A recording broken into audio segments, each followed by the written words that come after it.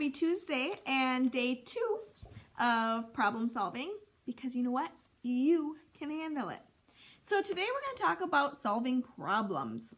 For big problems, you might need to ask an adult for help. And is that okay? Absolutely. Because you know what? I need help solving problems sometimes too. We don't always know how to do things, and it's okay to ask for help. But when there are smaller problems, we can solve those by ourselves. So what might be some big problems at school? Somebody's hurting you. There's an emergency. Somebody's sick. Those are big problems and you should ask for help. But what are some small problems that you can solve on your own? Maybe your pencil broke, your shoes untied, somebody budged in front of you in line. Right? Those are all really small problems. Those are all things that you can solve on your own. And I know budging in line isn't very nice and it's not following school rules, but you could go to the end of the line. You could, ask or tell the peer that they budged in front of you. So when problems happen, you might feel mad, annoyed, nervous, but everybody feels that way sometimes. But what we do next is really important. So some ideas that we can use is self-talk. We've practiced this so many times, telling yourself, I can do this. This is okay. This is a small problem. I can handle it. We can decide if the problem is big and we need a grown-up, or if it's small and you can solve it yourself. So tell yourself, I can be a problem solver with a bit of practice. So what does it mean to be a problem solver? Being a problem solver means you don't just give up. If something's hard, we're not just gonna give up. We're not gonna pout about it. We're not gonna get frustrated, right? We're not gonna give up. So when a problem happens, you ask yourself, what are some ways I can solve this problem? You can think of ideas and then choose the best one. Is what I think is the best idea, are you gonna think that's the best idea too? No, because we're all different people, right? We all have unique ideas, unique personalities. So something that works for me isn't going to necessarily work for you. Maybe it will, but you can come up with your own ideas. And you know what? You can maybe sit down with mom and dad or your siblings or grandma and grandpa and come up with some ideas that can help you be a problem solver. So we're going to practice being problem solvers.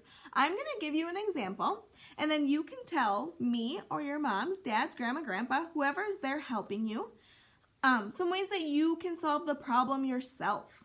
So after I say the problem, I would like you to pause this video, and you can tell yourself or you can tell the adult that's near you the answer to the problem or what you could do to be a problem solver. So our first problem is you lost your pencil. So something we could do is get another pencil from the bin. We could ask a friend for a pencil.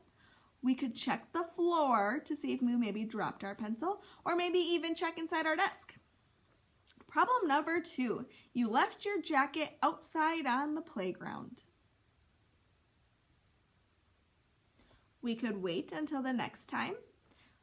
We could ask our teacher if they had anybody, or if anybody turned in a jacket. We could check the lost and found. You forgot your backpack at home.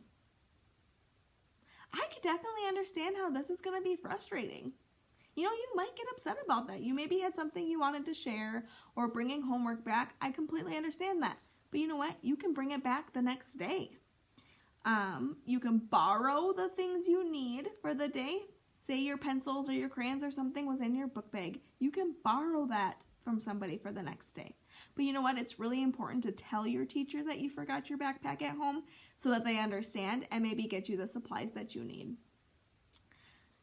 You don't know the answer to a math question when you first see it. This is really frustrating sometimes, and I understand that. But we could read the directions again. We could think about what our teacher taught us. We could give it a few tries. Then we can ask for help. It's really important that you try to do these things on your own first before we ask for help.